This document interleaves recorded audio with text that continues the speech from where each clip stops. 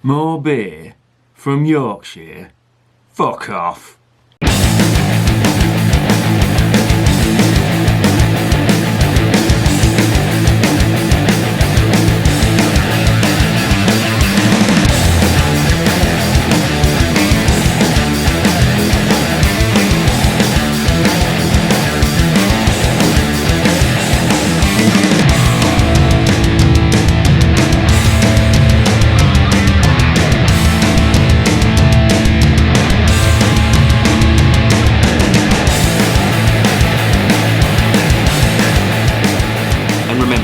Life is too short to be drinking shitty beer.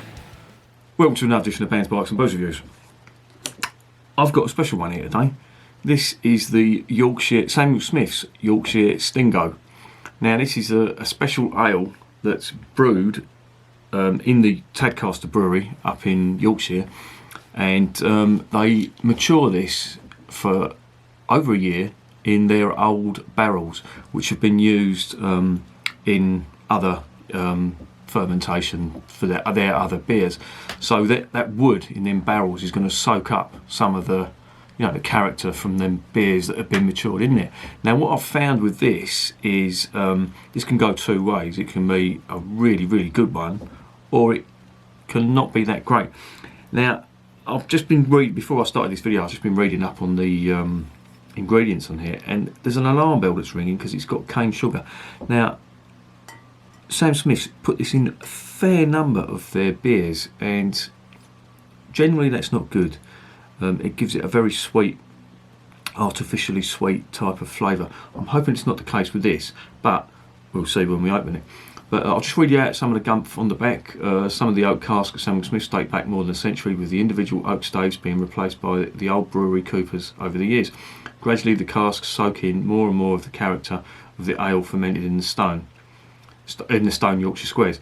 Yorkshire Stingo is matured in these well-used oak casks in the brewery cellar, deriving fruit, raisin, treacle toffee, Christmas pudding and slightly oaky flavours. Allow time for the yeast to settle before opening, then pour gently.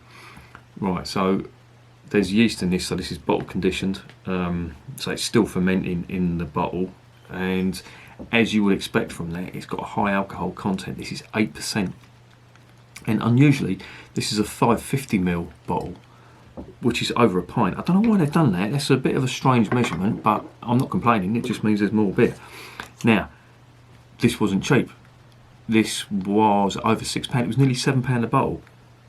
But I've always wanted to try it, so I don't mind paying for it. And Sam Smith's a really good brewery as well. They do some fantastic stuff. I've got some of the Imperial Stout from them downstairs, and I can't wait to try that because a mate of mine tried that on draft, and he was an ardent Guinness drinker, and he tried that and he said it was absolutely lovely. So if he liked it, then it must be good.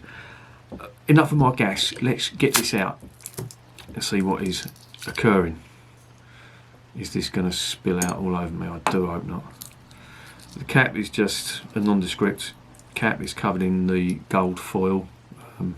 That's it there. I'm getting a little bit of fruit here already.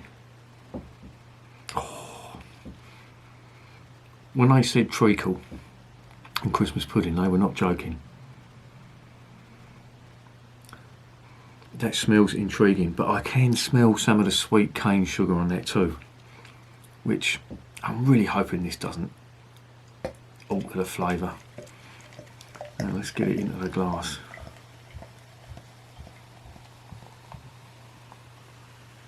I'm not going to pour it all in there. There is some sediment in the bottom. Now some people say not to pour that in. I always make a point of pouring that in because you do get flavours from that yeast that's in the bottom. Certainly with rice beer, I mean that's a requirement that you pour it in. But other brewers say not to, especially ales, they say not to pour that in. I don't know whether I'm doing it wrong, but I always make a point of putting it in there just to get them extra flavours. I could be poisoning myself, who knows. There it is in the glass, and I'm immediately seeing a lot of carbonation in that, and it's a dark ruby colour.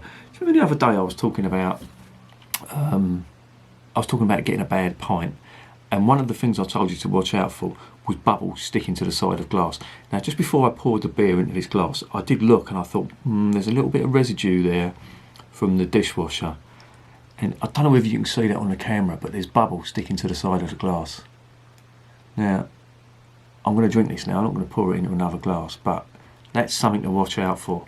And I should have spotted that. Well, I did spot it, but I didn't think it was going to make a difference. But hopefully that's not going to influence the taste too much. What are we getting on the nose?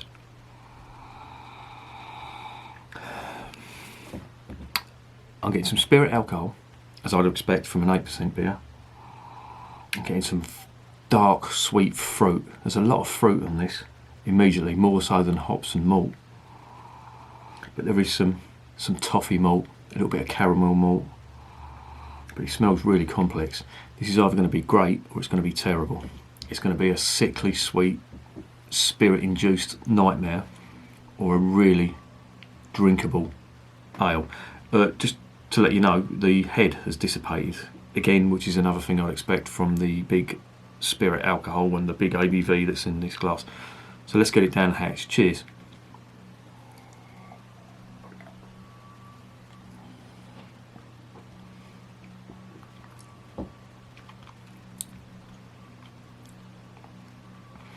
Whoa.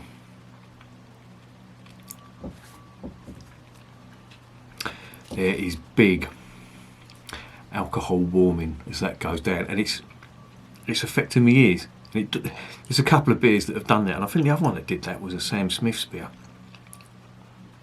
But this is really, really fruity.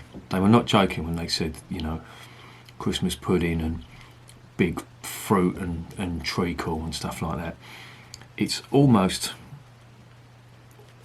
syrupy. Now, I'm not sure whether that's a good thing or a bad thing.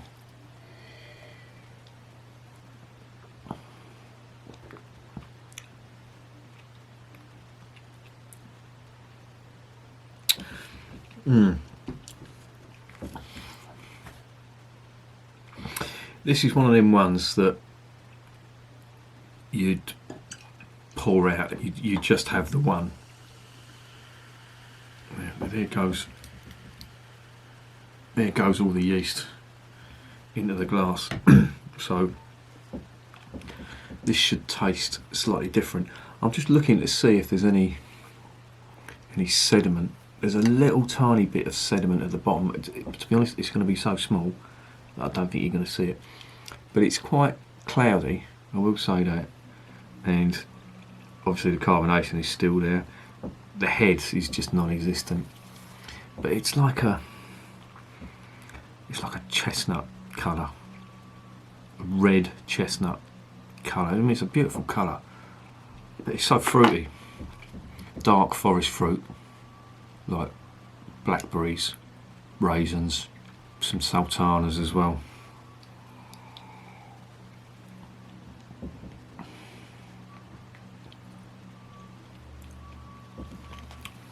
That's slightly better.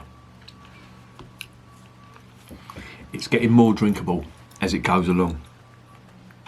Now they're saying that that's 8%.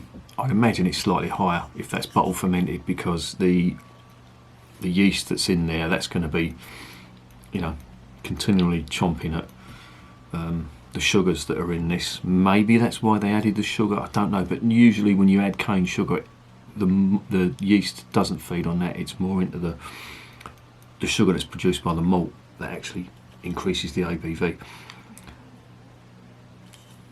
But it's not bad. To say I'm a little disappointed, it's true. I've read so much about this, and it got some great reviews, and I thought it was going to be absolutely mind-blowing, like the Shepherd Neame 1698, like the Fuller's 1845. I thought it was going to be one of them, and that's a pretty hefty price as well, £7 for that. But it's not bad.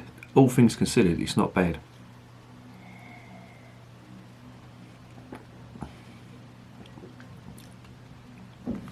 But the alcohol is definitely there.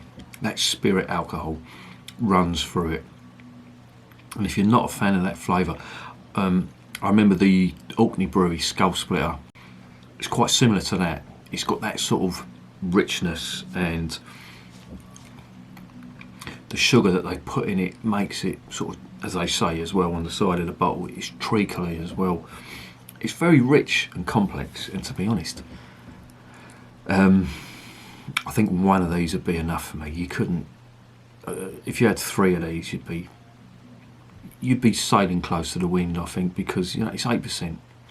You cannot expect to remain composed after more than 3 pints. 550. That's nearly four pints.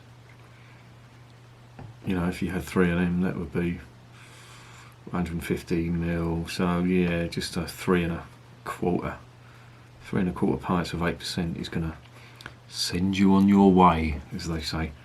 But there's the label. It's a pretty nondescript label, to be honest, for Sam Smith's. Normally they do some really good ones. And there's the back of the label, giving you all the gumfits. Same gumfits on the website if you want to watch it. Look, there's a little tiny bit of yeast in that left, and there it is. So, oh look, there is a little bit of sediment in there. I can see that now. Yeah, there's bits floating about. I don't know whether that's going to come out, but there is little bits of yeast. What would I give it? I'm disappointed. I thought this was going to blow my mind. Mind you, saying that, if I had about 4 or 5 of these, my mind would definitely be blown, as well as my legs and my faculties. But it's not that bad. It's very interesting. The taste is complex. It's almost like a weak spirit, like weak rum or something like that. It's bordering on that, you know.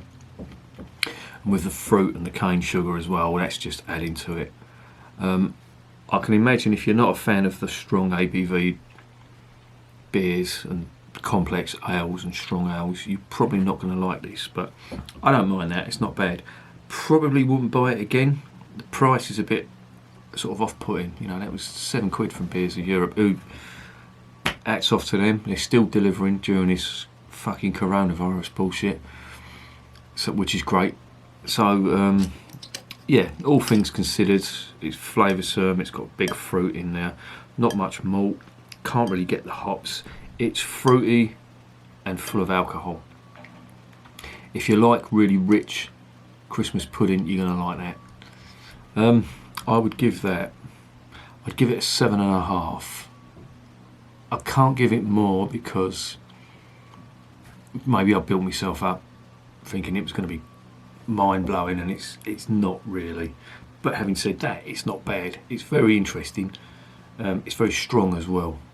So, you know, if you're going to get a few of these, go easy on them. And would I recommend it? I'd say, yeah, try it, because it is not bad, and Sam Smith's are really good. I'm disappointed though that they put the cane sugar in it. They do that on a few beers, and to be honest, they don't really need to do that. They brew some fantastic stuff without putting the cane sugar in. But yeah, all in all, 7.5 out of 10, and I'd recommend it if you can afford it. And remember, beer is working class champagne.